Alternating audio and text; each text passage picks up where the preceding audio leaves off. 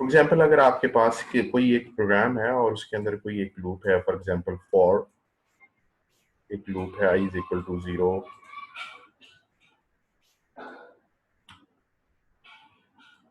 i less than n, i plus plus, इस तरह से है, और उसके अंदर कोई स्टेटमेंट्स हैं और ये लूप यहाँ पे ख़त्म हो गई है। फिर एक लूप है आपके पास और वो j is equal to 0, j less than n और j प्लस प्लस। अगर ये लूप इस तरह से है तो इसकी कम्प्लेक्सिटी टाइम आप किस तरह से निकालेंगे? तो हम नॉर्मली ये देखते हैं कि लूप के अंदर एग्जैक्ट नहीं, अगर अगर ये निकालेंगे तो मैं अगर इस सारे को निकालूं तो ये मेरे पास ये n टाइम चलेगी, ये n प्लस 1 टाइम चलेगी, ये 1 टाइम चलेगी, तो ये n प्लस 2 है। और फिर इसी तरह ये स्टेटमेंट चलेगी n टाइम, तो मैं उसको भी कैलकुलेट कर लेता हूँ। लेकिन नॉर्मली जब मैं किसी भी जगह पे कैलकुलेट करूंगा या आप भी कैलकुलेट करेंगे तो हम हमेशा से ये देखते हैं कि इसकी बॉडी कितने टाइम चलेगी, ये वाली बॉडी। ऑलमोस्ट ऑर्डर वही होता है, बेशक आप n+2 और ये भी ले लें, 2n+2 हो जाएगा, लेकिन ऑर्डर इसका n नहीं है, ये इसका ऑर्डर n है। ये फिर आप इसको नहीं कंसिडर करते बल्कि बॉडी ऑफ द लूप को कंसिडर कर लेते हैं। इसी तरह से अगर इसको मैं कंसिडर करूं तो इसकी बॉडी जहां पे जो चल रही है ये भी n टाइम चल रही है, क्योंकि ये दोनों इंडिपेंडेंट लूप्स हैं, तो मैं इनको सम कर लूंगा। तो अभी भी ऑर्डर जो है वो n नहीं है। अगर दो लूप्स किसी एक जगह पे किसी एक प्रोग्राम के अंदर हैं और वो सारी एक दूसरे से इंडिपेंडेंट है, नेस्टेड नहीं है, तो हम हमेशा उनको सम करते हैं और उनका ऑर्डर जो है वो n नहीं रहेगा। लेकिन अगर लूप्स एक दूसरे से नेस्टेड हैं, एक की बॉडी दूसरी की बॉडी के अंदर है, एक लूप दूसरी की बॉडी के अंदर है, तो फिर उसको थोड़ा सा डिफरेंटली डील करते हैं। फॉर एग्जाम्पल मेरे पास एक लूप है और that for example there is one variable that is called p is equal to 0 for I is equal to 1, I less than n, I is equal to I cross 2। ये body of the loop है। इसके अंदर मैंने एक variable जो ऊपर declare किया था, सपोज इसको मैं p प्लस प्लस कह देता हूँ, और इसके बाद मैं ये करता हूँ कि इसकी बॉडी के अंदर मैं एक और लूप लिखता हूँ कि for j is equal to 1, या इसको आप सपोज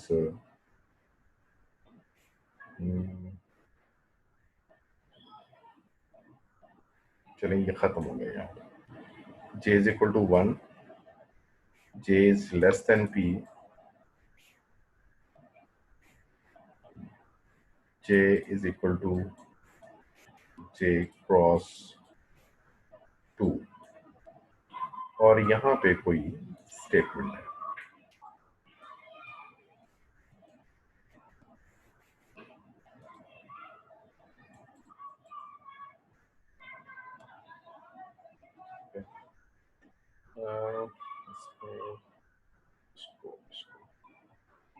इसको खत्म कर देंगे, ये तो नेस्टेड में नहीं आएगा,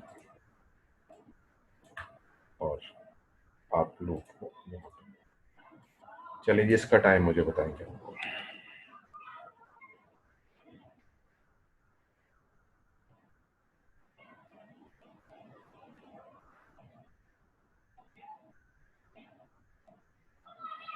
जी एनीवन?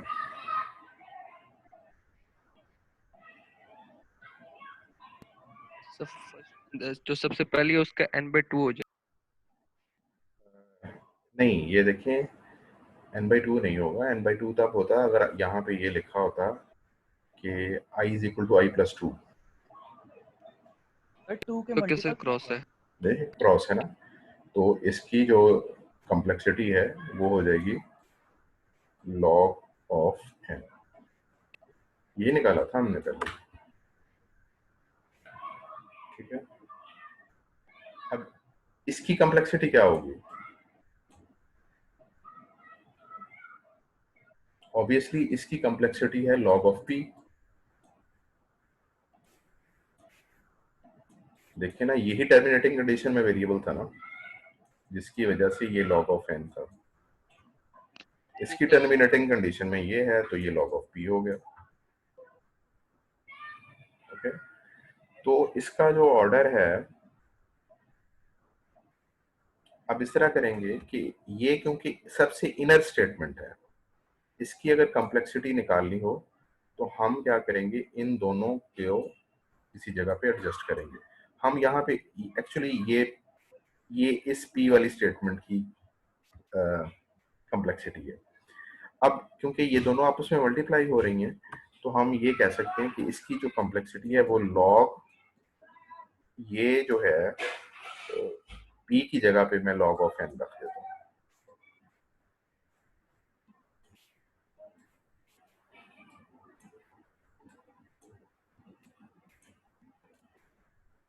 क्योंकि ये दोनों आपस में मल्टीप्लाई,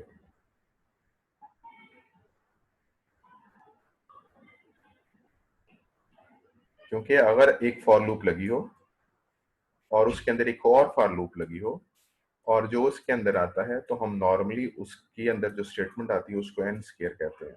वो एन स्केयर क्यों कहते हैं? क्योंकि एक तो इसकी कॉम्प्लेक्सिटी है और एक इसकी कॉम्प्लेक्सिटी है। इसकी कॉम्प्लेक्सिटी भी एन है, इसकी कॉम्प्लेक्सिटी भी एन है, तो जो इनर स्टेटमेंट है वो एन स्केयर हो जाएगी, एन क्रॉस एन हो जाएगी।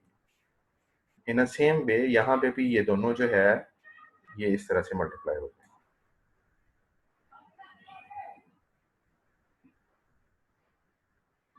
ठीक कह रहा हूँ या नहीं? यस। okay? ये आप जब भी नेस्टेड लूप होगी तो आप इसको इसी तरह से एवेल्युएट करेंगे। यहां तक तो हो गया हमारा फ्रीक्वेंसी काउंट मेथड के लूप्स को किस तरह से एवेल्युएट करना। अब इससे थोड़ा सा एडवांस चलते हैं कि बाज़ जगह पे जो स्टेटमेंट्स हैं वो इतनी सिंपल से नहीं होती कि हर स्टेटमेंट को यूनिट वन ही काउंट किया जाए, क्योंकि यहाँ पे हम जो भी एग्जीक्यूशन स्टेटमेंट होती थी हम उसको वन काउंट करते थे। अगर वो 10 टाइम रिपीट होती थी तो हम उसको उसकी कॉम्प्लेक्सिटी को 10 कह देते थे, और अगर वो n टाइम रिपीट होती थी तो उसको हम n टाइम कह देते थे। लेकिन कुछ एल्गोरिदम्स इस तरह के भी होते हैं। फॉर एग्जांपल एक मेथड है टेस्ट, सपोज इसके अंदर मैंने वैल्यू पास की n, और if n is greater than 0, for example आप c का लिखते हैं तो मैं यहाँ पे लिख देता हूँ कि c आउट, यहाँ पे इफ यहाँ पे भी एक ट्रंच से डालें सी आउट एन कर लें, और टेस्ट n -1।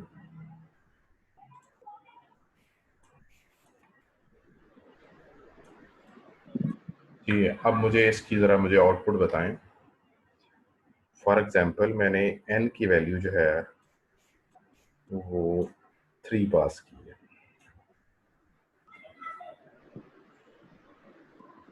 ये मेथड एक सिंपल मेथड नहीं है, बल्कि ये एक रिकर्सिव मेथड है, क्योंकि इसमें रिकरियन यूज हो रही है कि मेथड अपने ही आप को कॉल कर रहे हैं। पहले किसी और वैल्यू के साथ कर रहा था, n के साथ कर रहा था, फिर अपने अंदर जो है वो n-1 में जाकर कॉल होना शुरू कर। तो please let me know the it's output.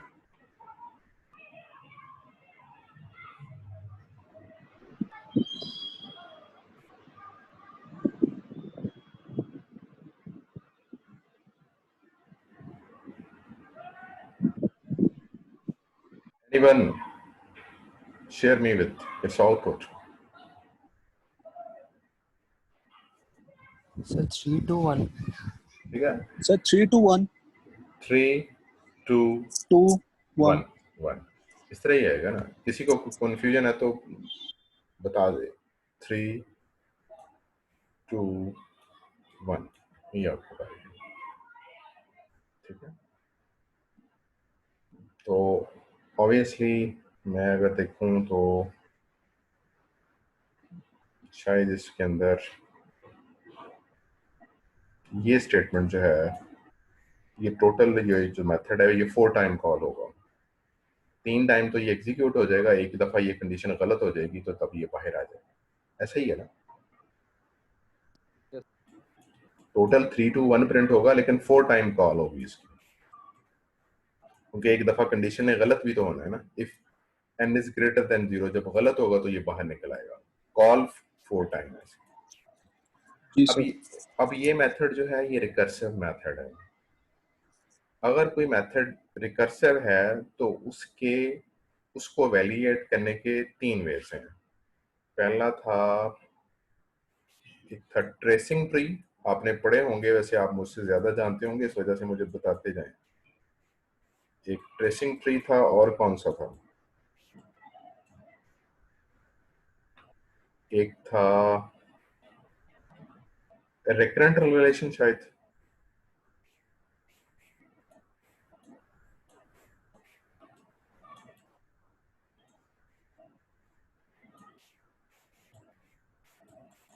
जिसको हम इंडक्शन मेथड भी कहते हैं।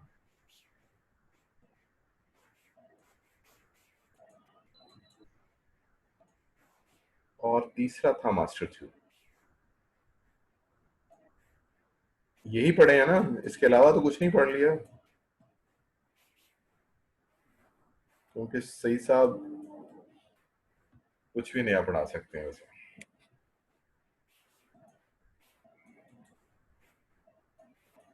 ओके, ये 3 में है इसको। चलें इनको अब देखते हैं कि कैसे इसको सॉल्व करें।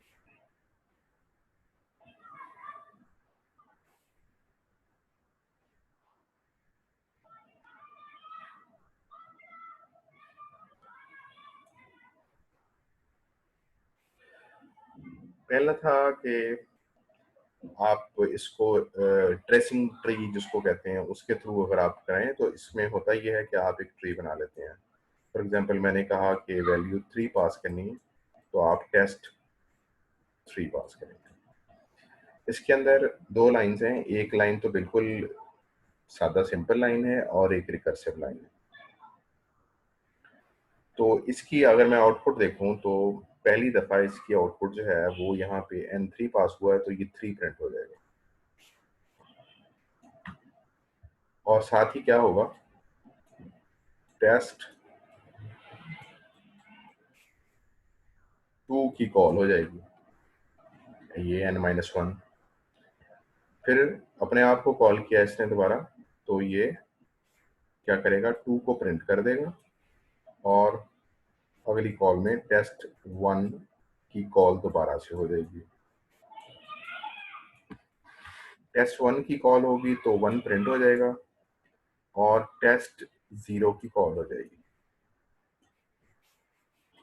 जब टेस्ट 0 की कॉल हो जाएगी तो इफ कंडीशन चलेगी नहीं ये वाली, और ये टर्मिनेट हो जाएगा।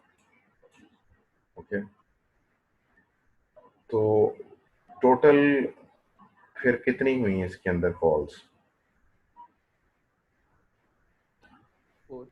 ठीक है, 4 कॉल्स। ये 4 कॉल्स हुई हैं ना टोटल। ठीक जी है, सर। ये 4 कॉल्स हुई हैं। अगर आप बहुत ही एग्जैक्टली लगाएंगे तो 1 यूनिट यहाँ पे भी लगता है, यहाँ पे भी एक स्टेटमेंट प्रिंट हुई है, ये भी एक स्टेटमेंट प्रिंट हुई है। तो मैं ये कह सकता हूँ कि मैंने n पास किया था, ये n जो भी था, तो ये टोटल कॉल जो है वो n+1 हुई है। ठीक है, अगर मैं बहुत ही ज्यादा एग्जैक्ट हूँ तो ये भी 3 ऐड कर देता हूँ, n+4 कर देता हूँ। आप जानते हैं कि कांस्टेंट डज नॉट मैटर। चले मैं सिर्फ इतना ही कर लेता हूँ, या इसको भी बहुत सिंपल कर लेता हूँ, मैं इसको n ही कह देता हूँ कि इसका ऑर्डर n है। इसको नॉर्मली t ऑफ n से लिखा जाता है, ये मेरा दरअसल एक रिलेशन है, ठीक है। ये मेरा ऑर्डर है, ये मेरा ट्रेसिंग ट्री था। तो इसको दूसरा तरीका जो है वो वही है कि आप इसको रिकर्सिव रिलेशन से सॉल्व करें। ये पहले मेथड है जो मैंने कहा था, ट्रेसिंग ट्री। दूसरा इसका मेथड था रिकर्सिव कॉल के थ्रू, कि आपका ये मेथड लिखा हुआ है यहाँ पे,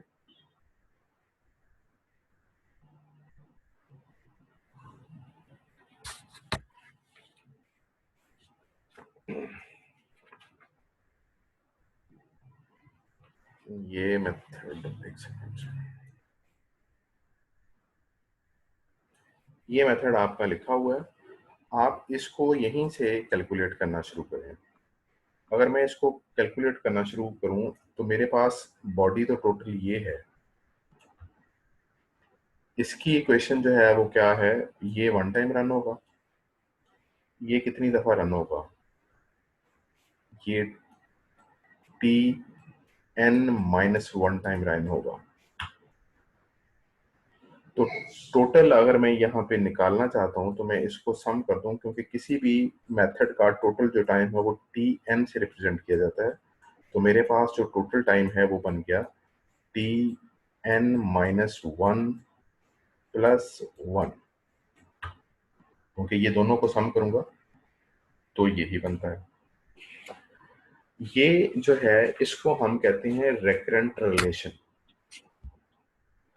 इसको लिखने का तरीका ये है कि अगर मैं इस रेकरेंट रिलेशन को लिखता हूं तो इसको इस तरह से लिखा जाता है, टी ऑफ एन,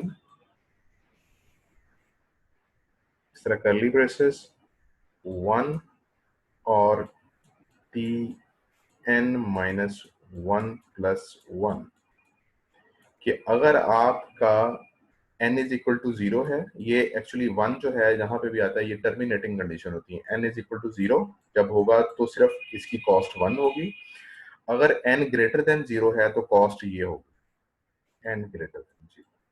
इस तरह से ये रेकरेंट रिलेशन लिखते हैं कि if n is equal to zero तो कॉस्ट वन होगी, अगर n ग्रेटर देन जीरो है तो कॉस्ट जो है वो T N minus one plus one होगी।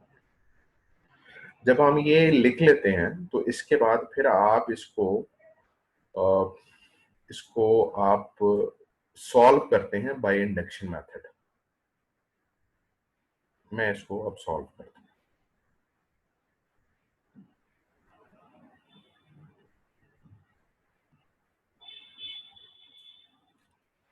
इसको सॉल्व करने का तरीका यही है कि आप इसकी वैल्यूज पुट करते जाते हैं एक सर्टेन टाइम के ऊपर, एक सर्टेन टाइम मीन किसी के टाइम के ऊपर तक इसकी वैल्यूज पुट करते जाते हैं और उसके बाद जो है वो टाइम कैलकुलेट करते हैं।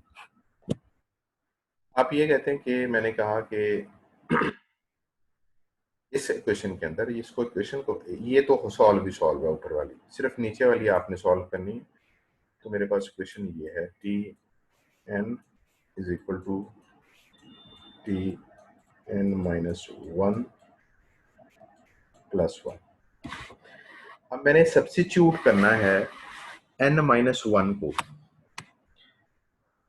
एन माइनस वन को मैंने सब्स्टिट्यूट करना है इस इक्वेशन के अंदर। अगर मैं इसके अंदर इसको क्वेश्चन में सॉल्व करता हूं तो मैं क्या करूंगा कि अगर मैं इसको सॉल्व करूं तो क्या क्वेश्चन आएगी मेरे पास, यहां पे आ जाएगी मेरे पास इसकी वैल्यू, मैं सिर्फ इसकी वैल्यू कह रहा हूं, इसकी वैल्यू आ जाएगी टी एन माइनस टू, क्योंकि एक माइनस ही होना ना, यहाँ पे टी एन था तो अंदर यहाँ पे टी माइनस वन था। जब मैं इसको सॉल्व करूंगा तो इसकी वैल्यू ये आएगी, प्लस ये भी वन करेगा क्योंकि कांस्टेंट था, तो ये मेरे पास वैल्यू आ जाएगी और बाहर अभी ये वाला वन ऐसे का वैसे ही रहेगा। तो टोटल अगर मैं इसको सॉल्व करता हूं तो ये मेरे पास बनता है T N minus two plus two. अब इसको मैं फर्दर सॉल्व करता हूं तो इसको मैं सॉल्व करूंगा तो इसकी वैल्यू मेरे पास आ जाएगी T N minus three plus 1 ये आ गया और plus 2 that is equal to T N minus 3 plus 3। मैं इसको इसी तरह से कंटिन्यू करता जाऊंगा। फॉर एग्जांपल मैं इसको k तक करता हूं तो मेरे पास यहाँ पे ऑब्वियसली इस सारी सीरीज को देखते हुए मुझे ये पता चल रहा है कि मेरे पास जो क्वेश्चन आएगी वो आएगी टी एन आखिर में इज इक्वल टू, ये सारे टी एन के बराबर थे, टी एन माइनस के प्लस के आ जाएगा। ठीक है, अब ये रुकेगा कब, ये कब रुकेगा? ऑब्वियसली ये रुकना तभी है जब k और n आपस में बराबर हो जाएंगे, यानी कि n माइनस के इज इक्वल टू 0 हो जाएगा, तो इसने बाहर आ जाना है।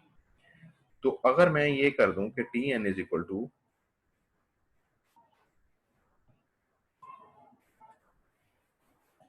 T N minus N plus N, तो ये मेरे पास आ जाएगा T of 0 plus N. T of 0 की वैल्यू क्या थी? 1, क्योंकि वो एक ही सॉल्यूशन को, एक ही कंडीशन को जो सी आउट है उसको सॉल्व करता था। ये प्लस 1 आ जाएगा, प्लस एन हो जाएगा, और ये मेरे पास टी ऑफ एन के बराबर, और इसकी कॉस्ट यही कॉम्प्लेक्सिटी, इसको ऑर्डर ऑफ एन कह लें क्योंकि एन नहीं है ये।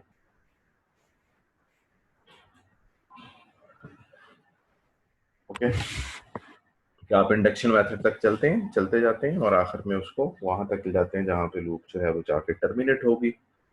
This is the recurrent relations. क्या आप इसको इस तरह से सॉल्व करेंगे? तीसरा तरीका है मास्टर थ्योरम का। चलें मास्टर थ्योरम बाद में करते हैं, पहले इसकी एक दो रिकर्सिव कॉल की एग्जांपल्स को देख लेते हैं कि किस तरह से सॉल्व होती हैं।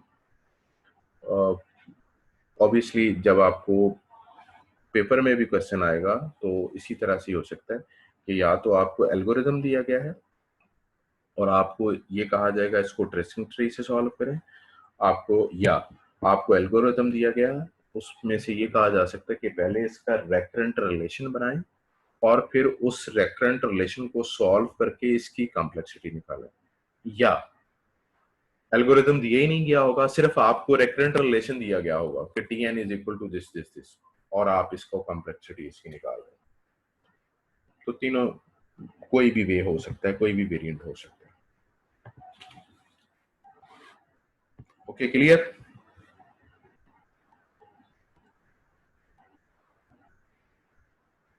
ओके और नॉट? Yes, sir. Okay. चलिए मैं एक और एल्गोरिदम लिखता हूँ, इसकी आप ट्राई करें कि किस तरह से निकलना है। इसकी टेस्ट था, उसी तरह से इसकी वैल्यूज कुछ मैं चेंज कर लेता हूँ। इंट आपने कोई नंबर पास किया है n, इसके अंदर आप इस तरह करें कि if n is greater than 0 then, फिर कर्ली ब्रेसेस, ये जिस तरह की हैं एक्सेप्ट करें, for i is equal to 0, i less than n, x।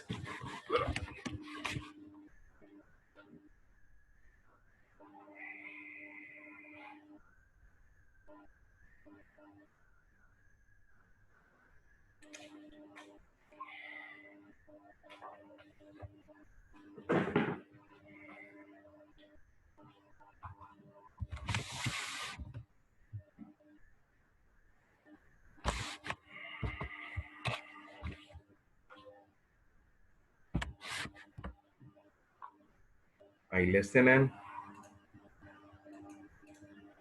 i plus plus, और इसके अंदर आप लिखें फिर चलें सी आउट,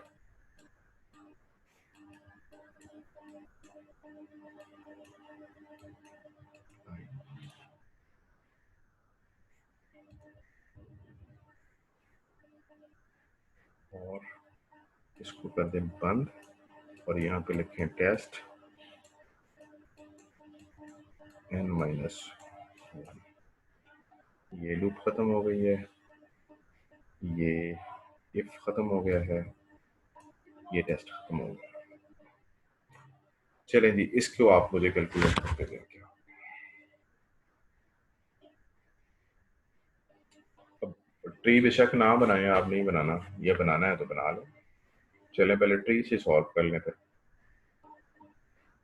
या पहले रेक्टेंगल रिलेशन से कर लें।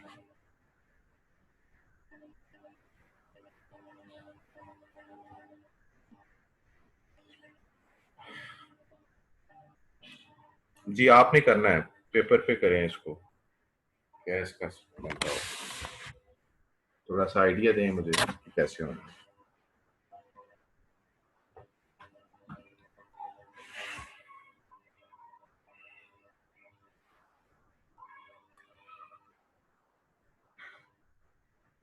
ये बताएं इसका टाइम क्या है, इसका टाइम क्या है। n+, ठीक है, आप कर सकते हैं इसको जिस तरह भी मर्जी। फॉर एग्जांपल आप सबको इसका टाइम सपोज 1 टाइम चलना है, इसने चलना है n+1 टाइम, इसने चलना है n टाइम, और इसने चलना है Tn-1। तो आपका जो रेक्टेंगुलेशन है वो बन गया Tn-1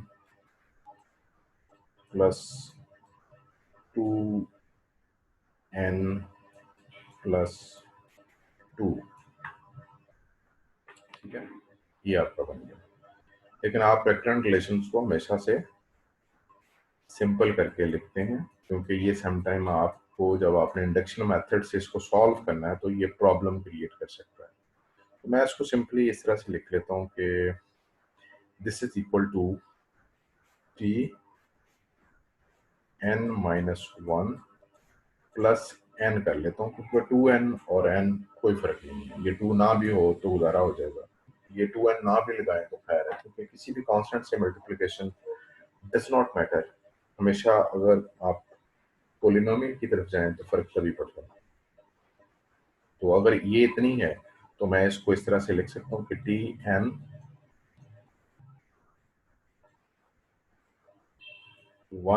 if n is equal to 0, otherwise Tn-1 plus n if n is greater than 0। जी इसमें तो मसला है तो मुझे आप बता दें।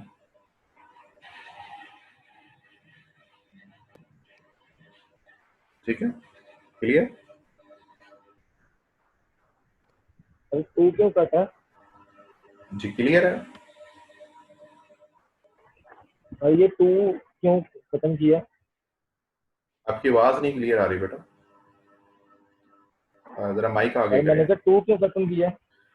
2 जो 2 है क्यों खत्म किया? ये यस, अगर किसी भी कोई भी आपके पास क्वेश्चन है उसके अंदर चाहे आप 500 जमा कर लें, कंप्यूटेशन के अंदर इसका पॉलिनोमियल ऑर्डर n ही रहेगा, ये ऑर्डर n ही है। Constant does not matter in computations, in algorithm analysis. आप 50n भी लिख लें तो तब भी इसका ऑर्डर n ही है। आप क्योंकि पढ़ चुके हैं, आपको ज्यादा बेहतर आइडिया होगा। अगर ऑर्डर n ही है तो थोड़ा बहुत प्लस माइनस हम कर सकते हैं। For the sake of simplicity मैंने 2 हटा दिया, लेकिन इससे कोई फर्क नहीं पड़ेगा। क्लियर? Yes sir.